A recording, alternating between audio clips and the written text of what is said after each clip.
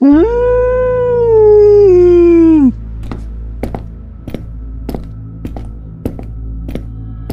Sa mga kwento ng kababalaghan, hindi lahat ng naririnig ay madaling ipaliwanag. May mga bagay sa dilim na hindi mo kayang makita, pero ramdam mo.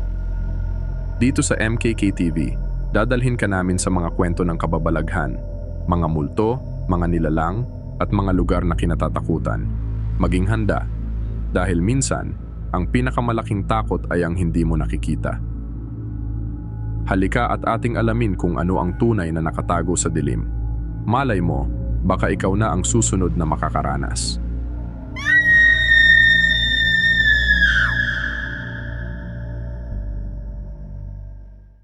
Ako si Ann, 25 anyos, caregiver.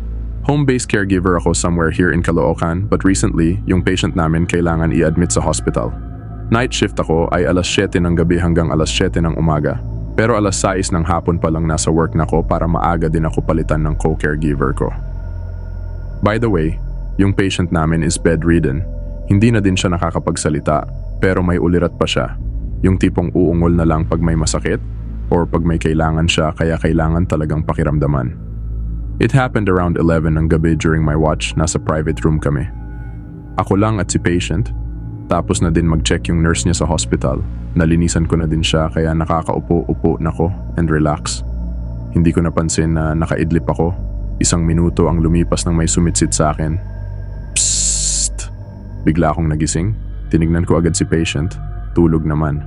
Naisip ko baka guni-guni ko lang. Bumalik ako sa pag-idlip. Sinasamantala ko kasi habang tulog si patient. Biglang may sumigaw ng, "May tao." Malinaw, nagising ulit ako. Pagtingin ko sa patient ko, nakadilat na siya. Yung mata niya ng lalaki, parang may gustong ituro. Nakatingin sa pinto at yung pinto nakabukas ng bahagya. Nagtaka ako kasi wala namang pumasok. Kung meron man, tutunog yung pinto at mapapansin ko yon. Dinedma ko yon. Sabi ko sa pasyente ko, "Ma'am, baka hinangin lang po. Matulog na po ulit. Huwag niyo na ako gisingin at hindi na ako matutulog." Nakatingin lang siya sa akin habang nakaupo ako. Siguro mga 3 minuto din siyang nakatingin sa akin. 3 minuto ko din bago naisip na hindi nga pala siya nakakapagsalita. Naisip ko, sino yung nagsabi sa aking may tao?